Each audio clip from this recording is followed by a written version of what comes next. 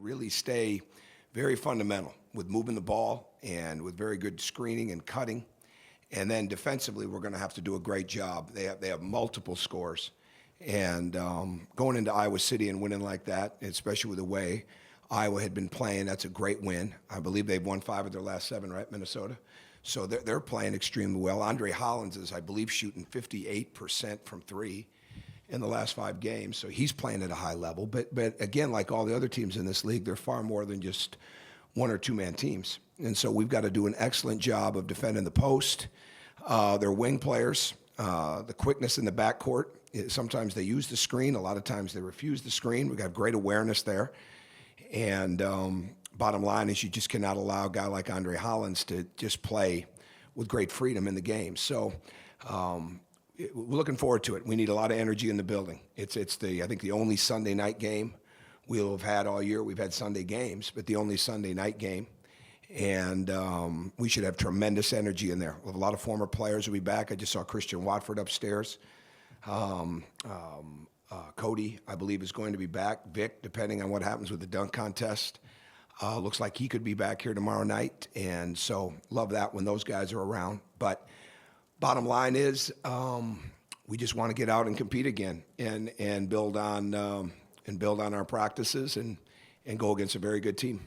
Yeah, played with really good confidence, and it's just a matter of that. Keep letting the game come to him and refine his moves around the basket, and because we weren't able really to do any of those type of things in his recovery. It wasn't like we got to spend a lot of time working him out in the sense of breaking down. We had to make breaking down offense and things of that nature.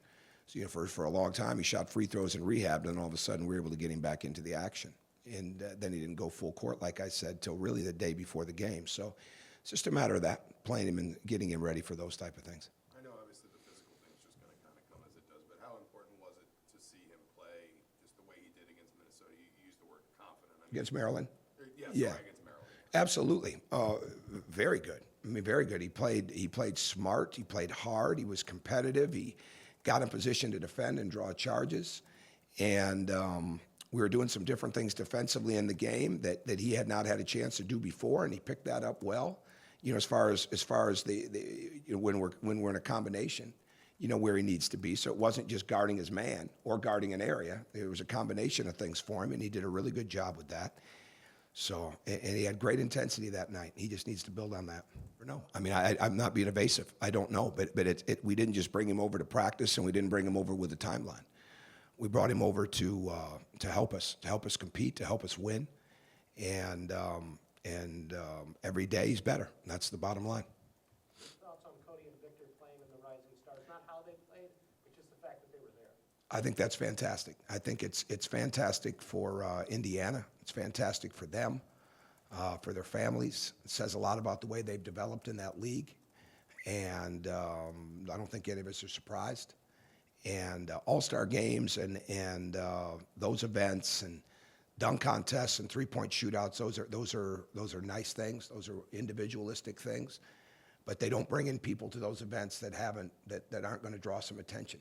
And we're proud of those guys. And I've been ever since the second year Dwayne Wade was in the NBA, made the All-Star team, and you're always proud of those type of things. Coach Wes Matthews for 3 years, he's in the three-point shootout. You're proud when those guys get a chance to do something on a personal level. But the bottom line is they wouldn't be in those situations if they weren't doing things on a team level. One more question.